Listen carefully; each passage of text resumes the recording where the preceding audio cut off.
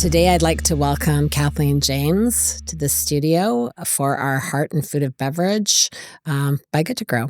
So welcome, Cathline. Thank you, Andrea. Yeah. So where do we start? You have been in this industry. You're like an icon in the industry now. You've been doing this for so long. Yeah, some days it feels long. I bet it does. I bet it does. Yeah. And talking to other folks that have been on the podcast that were also in our most recent lunchroom cohort has been fun to talk about that because, of course, all the folks in that group were kind of different ages in business, right? Yeah, so made it interesting. Yeah, that made it super interesting. And so you were kind of one of the veterans of the group. And so I'm just kind of wondering, just from a standpoint of like you having been in the industry for so long, do you see the like major changes from when you started to now? Like, what do you see are kind of the things, like I noticed I've been in the industry for over 30 years. And so I've noticed that kind of every 5 years, it seems like there's a big shift, like people leave, products go or come and go. Like I know trends, right? Like you start to see different trends. What are you seeing? What do you see?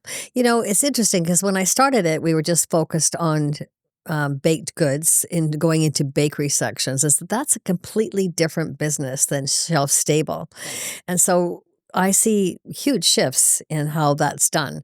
But remember, on baked goods, you don't even hear the word free fill because back 13 years ago, that wasn't part of what baked goods do. Right. It's a real education when you start working with shelf stable and understand that that's a payment to be on a shelf. Right. And it's required, and you have to figure out how you're going to watch those pallets go out the door.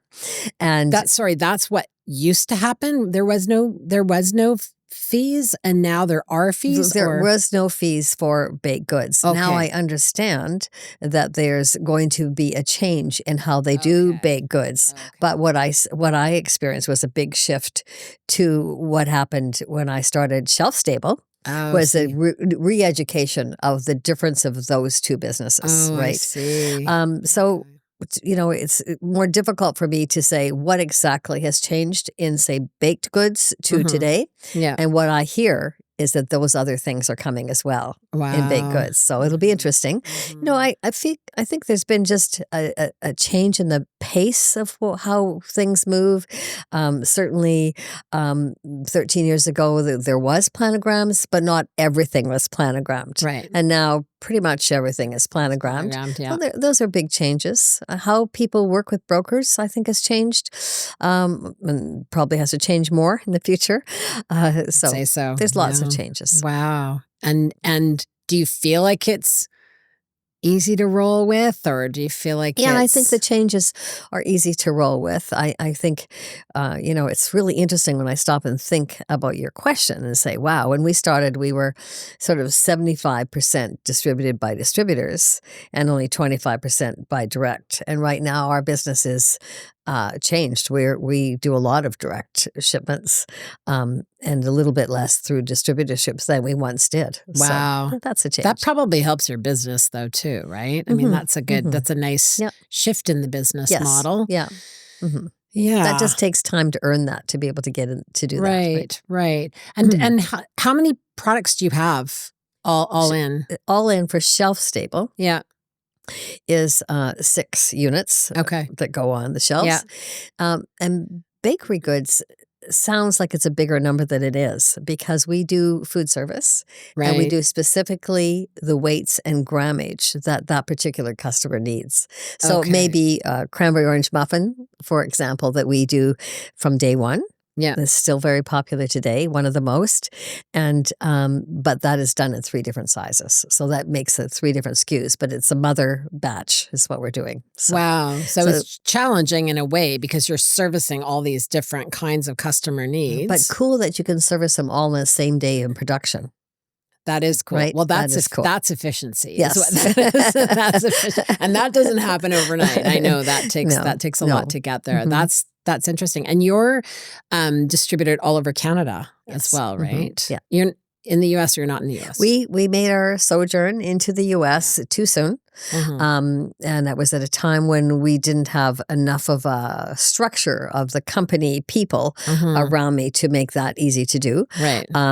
I had to quickly correct, as you do in this business. Yeah. And so I just said, we'll come back when we have more solid foundation around us to help support the huge costs that come with that. We're like from the distributors that you use are highly expensive. Right. So I think I feel like it was the best strategic decision that we made for the company at that time.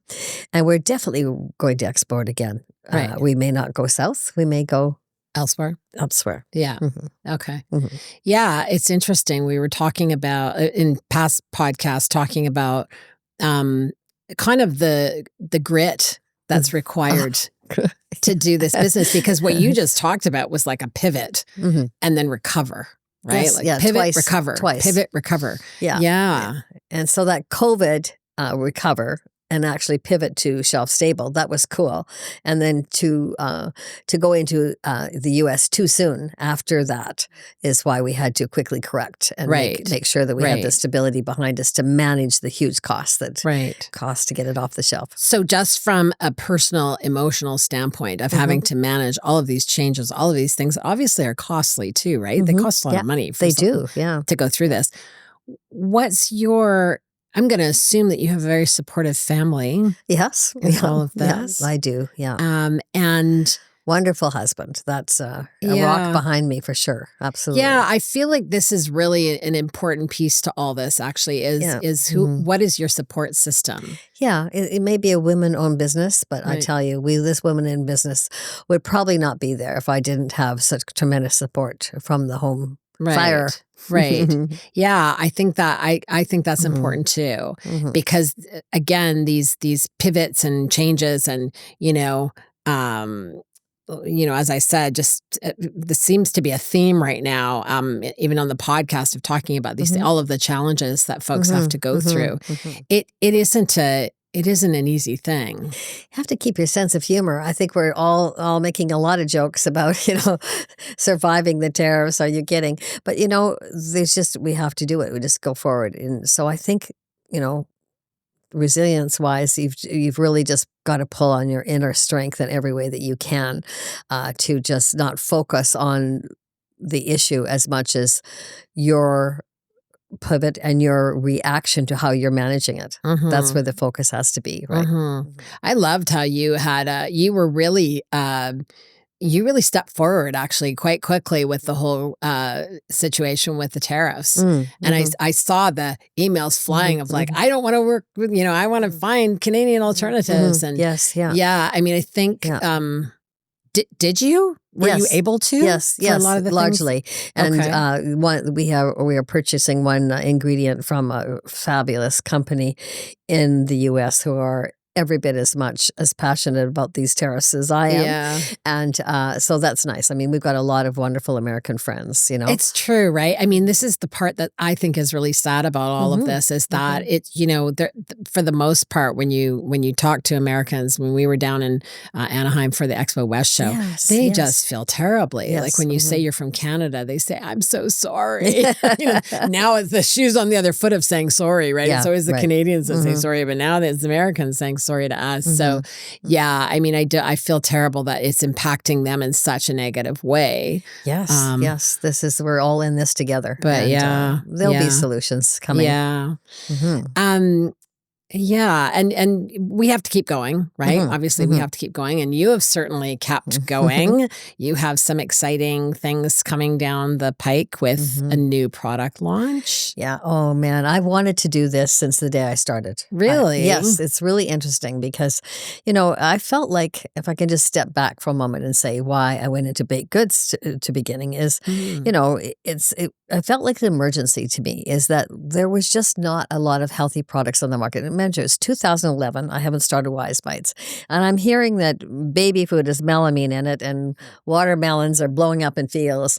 And we do not make it easy for the average Canadian with a family to pop into a grocery store or to take your kids through the arena and be able to just grab a healthy snack off that market. And I mean, it was critical that time. And nobody was talking about healthy baked goods. Nobody was talking about healthy options. The word was not part of the dialogue. And as I lost my mother very early in my life to cancer, and I was determined it was got to be because of what she ate, right? It just had to be. So when I learned in 2013 then that, or actually it was the end of 2011, that the health of North American children was on the decline. I mean, you can't hide from that. And this is a developed country. Can't we do better than this? So I just wanted to start by reinventing those classics. And so that's why we went sort of the cookie line, because, I'd rather just be making something with absolutely no sugar, but I wanted to say, let's reinvent what's out there, right, and reduce that sugar, add protein and fiber to the products, and see if we can't just contribute to healthier food options. But now, these years later, we've been able to finally have the time and resources to launch our first cracker line, first functional food cracker line in Canada. That's exciting. So I am pretty excited about that. And the whole research and development to do that was pretty fun to do it. It was awesome to be able to actually work with a very dear friend of mine, Zainab, with who we hired on a 6-month contract to just work with me on this. And we ate a lot of crackers. I bet you did. And what was the background in the person that was doing the product development? Were they she's a food scientist. Food scientist. Yeah. Okay. Yeah. All right. And so nice. Where do you start with something like that? I started with the ingredients that I've been watching for yeah. years to say, what are those ingredients that I want to? And I brought that forth to Zainab and said, let's start here at these ones. And then she just followed up with all the research behind them, every attribute. So they had to sort of pass a test or they couldn't be in. Right. And so it was really, I felt like it was a privilege to be able to say, let's start there. Yeah. Let's start with what we want to hang our Wise Bites hat on as an ingredient in this product. Right. Yeah. And so now that is going to go into a different area of the store then. Yes, it's going to go into the cracker aisle. Cracker aisle. Well, I've had some good support to get my head around where it should sit in that store. Great. May I say thanks to who? Oh. Yes. We had a nice counseling session, you and I. And it really, I'm developing this product for food service as well. And I think you really helped me determine that it needed to be a retail package that retail people would understand. Yeah. And the consumers would go running to a cracker aisle to find a cracker aisle. It's just going to happen to be better for you. Yes. That's all. Yeah. Thank you. You're welcome. I think it could be so interesting too on the food service side of things. Yes, just all of the kind of, I can even think of like co-branding things with other folks, like in a snack pack, right? Like there's lots of people that are doing products that would be complementary to what you're doing. Yeah. But there's I would think that just from a school standpoint, right? Like schools and airlines and hotels and commissaries and people that are interested in having something that is actually going to be better for you. But for the general population, have we ever been more of a snacking community? I mean, we all snack to death. I know. And I'm guilty of that too. At home, you just plow through a wonderful dip that you've got and you realize you just ate a whole bunch of carbs there to get that in your mouth. Right. And so one of our goals with the functional food was to make sure we were delivering protein. And so you've got a good... So how much protein is in a cracker? 8 grams of the serving. So how many small crackers. Okay. 16 small crackers. We have small crackers. Yeah. And that gives you... And it's just a nice feed, So I wanted to have a cracker that you actually didn't have to have a dip with. You don't have to eat it. So this is designed to be in your handbag on the flight to go to Anaheim next time. It's designed to be in the car beside you on a trip, wherever you are at your office desk, that instead of reaching for something sweet, you would have just these crackers. And as you eat those crackers, you have 8 grams of protein, a high source of fiber, high source of iron, and a high source of vitamin D. Oh, that's a good one. And well, that's a personal one too. It's something that I'm really passionate about because we don't realize whether we have sunshine or not, we're not spending the time outside like we used to. No, that's true. As adults, we're in front of screens all the time. And without vitamin D, then of course our bones can't really absorb all the calcium that we need. Yeah. And that vitamin D is the partner for that to happen. And of course, we need vitamin D for our bones. So yes, we do.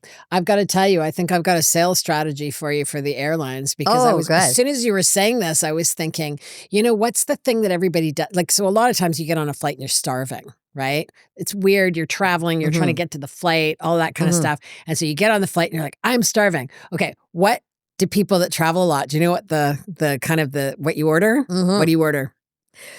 What do you order? It's a drink. Yeah. Oh, Coke. Or you mean... No, I don't. What? No, I don't order drinks. No, this is the savvy traveler, the savvy business traveler. I learned this many years ago. Okay, so you're hungry, you're on a flight. What are you going to have to try and make you feel a little bit full? Yes. A tomato juice. Oh, of course. Yeah. Okay. So you've got some good things in that tomato juice. This is a good selling point, though. Yeah, it is. Say, if you're handing out a snack, people are starving. Yes. And you're handing them out a snack that has great protein with tomato in juice. it. Yes. The flavors, turmeric rosemary and calaji garlic are fantastic with tomato juice. Yeah. So thank you for that. Yeah. Can I tell you a little secret? It won't go anywhere, will it? The folks at YBR are listening to us right now. Well, they already have the samples. Oh, good. Fingers crossed. Oh, good. Yeah, I hope they hear that because that is really brilliant. Yeah. I mean, like my catering company for the airlines has a sample. So it's a way to actually sell you as an airline to say we take care of our customers and we're making sure that you're. And the bonus with Wise Bites is it's allergen-free. So anybody can eat it. This is for I like to make products that everybody can eat, and it's not that these ever been designed for only people with allergies. Yeah, it's been designed for everyone. And yes, and by the way, it's a lockdown facility that's dedicated to there are no allergens. That's great. That's fantastic. And there's it's so funny to me because, I mean, we spent time in Anaheim too, and I just don't see a lot of allergen-free products out there. Yeah. And yet there's so many people suffering and given half an opportunity to just have a little less gluten. Yeah. I think really that's the problem is that it's not the percentage of people who actually are allergic to gluten. It's the people who have sensitivities to it. Yeah. And just having a little less gluten. Right. And honestly, from teaching and doing events and things like that, I can tell you that about 25% of the people that either I teach or come to events don't want gluten. Like they want gluten-free options. Yes, right? they do. So, interesting. Yeah, it is really interesting, isn't it? It's just if we look at our diet and we compare what wheat used to have when my grandfather was planting grain, it was running around 19%. Now the wheat that we're growing, Red Spring number 3, has about 35%. That's been developed to make better bread. But that's a huge difference. It's almost double. Wow. So, bread is different than it used to be. It is. Unless, of course, you want to live in Italy and France. Well, I was just going to say, if you're in Europe, you can eat it all the time, and it doesn't seem to have the same effect as different flours. Yeah, for sure. I know. Yeah. Well, I would like to hear more about you, Kathleen. Oh, gosh. Okay. I think it's. I think it would be great for people to hear like how, I know that you said, you gave a little bit of your background as to why you think it was important to do this, but why? Like, I know you have a business background, so maybe share with folks kind of how you landed in food, because you did not start in food. No, we don't. How I started in food? Well, do you want to know the transition, or do you want to know about the your background? Like you are a businesswoman. Yeah, from like day one. Several. I was a little girl walking around my father's farm, planning how I would have that first revenue property company.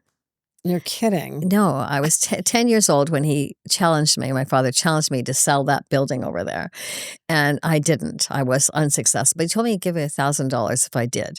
And at 10 years old, I didn't know how to do it, but I certainly figured out, spent a lot of time thinking about it. So that was my first business in Calgary, Alberta. I would buy buildings, fix them up beautiful, and sell them. Wow. Revenue property, rent them out. So that was a big and fast 4.5 years transition from going 16-suite apartment building on Memorial Drive. So, it came fast. I was a kid with a ponytail, and you'd have people coming to the door and ask to speak to my dad about how they were going to finish this contract. And, I made every possible mistake you can possibly make, right? Because you're just a kid, but you do have to correct pretty quickly. And so it was good, and it was fun. And I made that transition into agriculture, growing. I had 1,000 acres of cultivated land, growing wheat and canola in rural Alberta, and another section for cattle, which is kind of interesting since I don't eat meat. But anyway,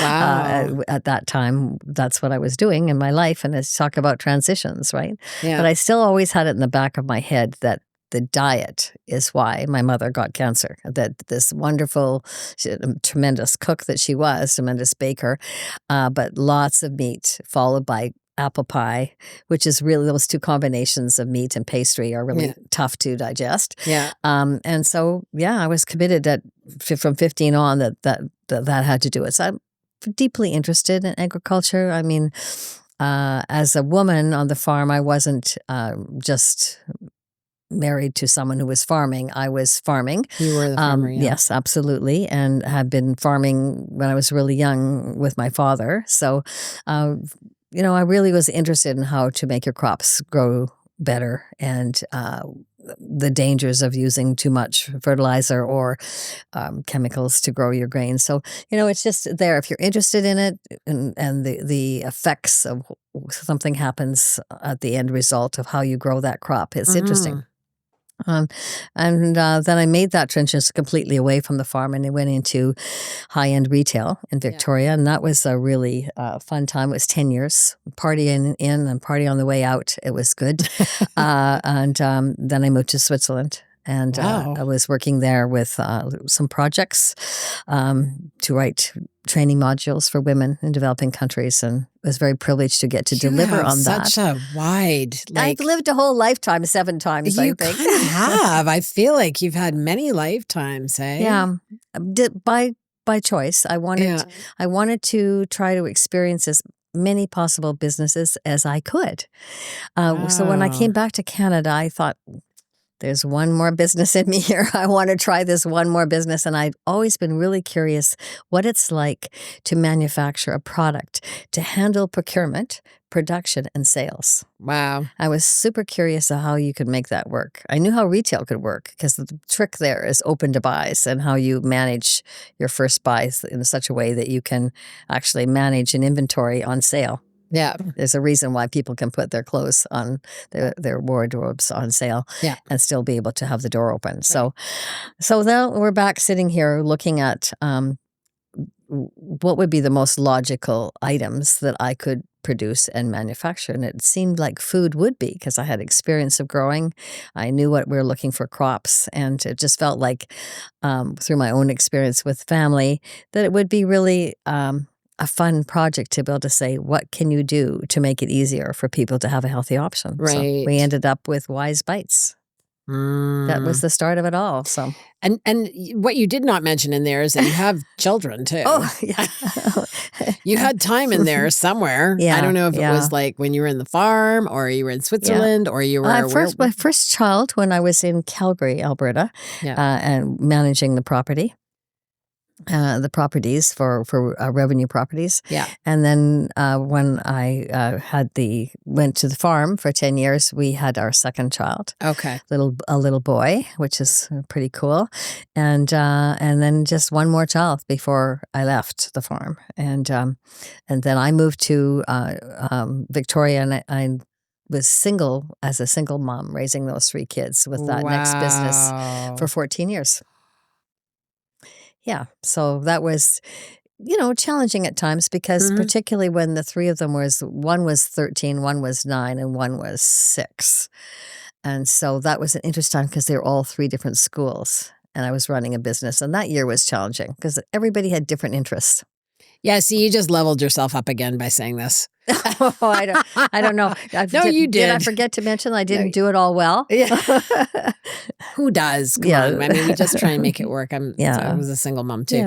Yeah. It's, I mean, it's tough. I didn't have 3 kids though. Like that's like, you're way outnumbered. You're not even just a little bit outnumbered. Like you 3, you were outnumbered. At times I felt outnumbered. Yeah, I bet you did. But we have, close relationships to my 2 daughters now that I really, really appreciated. We're best friends. And, I guess that's what you do as parents is you kind of survive each other as you're growing up together. And if you're lucky, you get to be friends at the end of it. Yeah. Too true. Too true. Yeah. Wow. That's amazing. That's incredible. I lost my train of thought. That's okay. Well, I'm shocking you at some of the crazy things I've done, but you know what? It doesn't shock me. It's actually deeply impressing me because I think that you don't talk about that stuff. I mean, shy about that stuff. I know you are. Like, I can tell that. And I think it's important to kind of I think it's important to talk about those things because actually, you have a background in farming. Like growing food is in your blood. I am very passionate about farming. I always have been. I was very close to my father. And so, yes, that's I have a little project that's too soon to talk about right now, but maybe I'll just seed the thought of that project is that I'm hoping to be able to start a tree planting process to be part of our carbon reduction plans that we have. Wonderful. So that's going to be fun. But, it really comes back to trying to not draw you away from that conversation, but to say, the things that I have done, I just want to be very clear. Other people would have done them better, faster, whatever. But I have really enjoyed the privilege of being able to do these different things for the education. And that's all I'm doing myself. I'm just going through my life, educating myself. Well, how does that work? Yeah, you're a lifelong learner, exactly. I guess. You're a lifelong insatiable, learner. Curiosity to say, how does that work? So I think that's that's so fascinating. But anyway. Yeah. I mean, I would encourage you to share it more because I think, especially with your sales, because I think that gives you a level of credibility that is kind of second to none. Oh, thank you very much. Because, people don't give, what happens is a lot of times, like every now and again, we all go, farmers, boy, they work so hard and I think if you were talking to a buyer and kind of let them know that this is your background, I think they would be like, oh, Kathleen. Yes. I actually think they would be pretty impressed by that. And they should be because it's probably a very good reason why you're making such healthy products because you have that purity of heart being a farmer and you're bringing that purity to food. And, they say like, don't, if you want to be healthy, just shop the perimeter of the store. Like don't go inside the store, but you're kind of proving that you can make a healthy product that's in the center of the store. That's not what we're finding there for the most part, but that you can say that can change. Like, snacks can be healthy. Yes, for sure. Snacks can be healthy. Yeah. Exactly. It's very true. That's great. I wanted to talk about farmers. Please. I think one of my greatest joys is the fact that, we are buying every bit of oats that we use through this wonderful company called Avena. Yeah. In Saskatchewan. It gives me great joy that these are Saskatchewan farmers that I have probably driven by their farms and know many of them.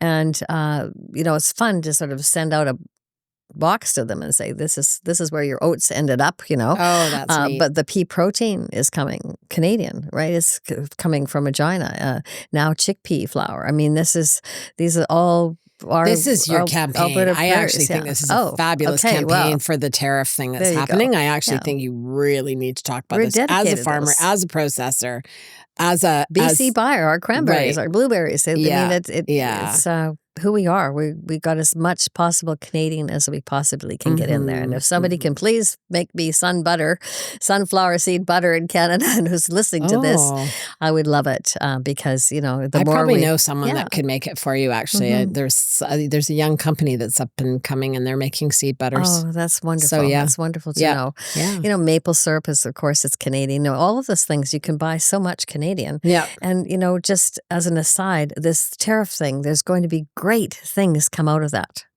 I really believe it. This is as just I say, in the bad is often the good. Oh, and every time, honestly. When I was a little kid, I hung out with my father all the time. And he used to drag me along to sit in a business office in the small town, Castor, Alberta.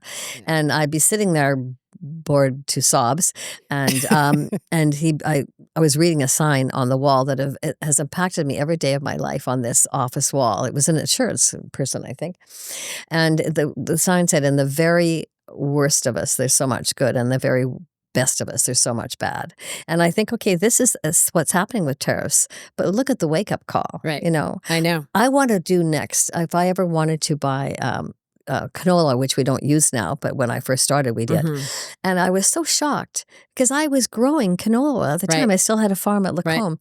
And I wanted to use that canola oil and talk to the elevator man that I knew and buy the oil. And it was the biggest shock of my life to go, yeah, well, it goes, Kathleen, to the U.S. to be processed into canola oil and then comes back. So no, you can't. You won't know what's yours. Right. It's like dairy. Now we just need all these things to come to Canada and make sure that we're making every one of these things here. Yeah. Well, it started out as a good idea, right? I think that's the thing is it started out as you do this, we'll do that, globalization. Now look what's happened, right? Yeah. Yeah. I know. Yes. I know. But things unravel. This is going to be a short period of our time. Yeah. We're dealing with an individual that's making it challenging. And we'll look back on this and we'll think, okay, but look at all the great things. I know we'll be going COVID and this. Oh my God. How did we get through? Yeah, I know. I know. It's true. It's true. But I agree with you too. I think that there was a real, I think we needed some more Canadian pride. I think we need to really kind of give our heads a shake and say, like, we really do live in a wonderful country where we do have protections that are better than most places in the world. And we can take that pride and translate it to purchasing Canadian products, right? Yes. And I think it's going to be up to the brands like yourselves too to actually inform people that, every step along the chain is Canadian, right? Like that's amazing. That's an amazing Guess story. I better write a LinkedIn post about that. You better write a LinkedIn post about that when you get home. And I will share it. Oh, thank you so much. When I think about LinkedIn, and you mentioned something about the fact that I am truly shy to share much of my story, but I have to say, you can't be a friend of Mike Fata without eventually getting that you have to tell your story. You have to tell your story. So a shout out to Mike, who's really daily encouraging all of us as to tell your stories. To help us tell our stories. Yeah, I think and you have a great story, Kathleen. Oh, thank you. You really do. And I think I didn't know all of it, right? I know some of it, but not all of it. And I think the depth of the story is just a really important piece of who you are and what you're bringing to the market, right? Thank you. So I think people need to know about it more. So don't be shy. One story at a time. One story at a time. Okay. Thank you so much for being on the podcast. Thank you for this wonderful privilege. This has been really wonderful. Thanks, Kathleen.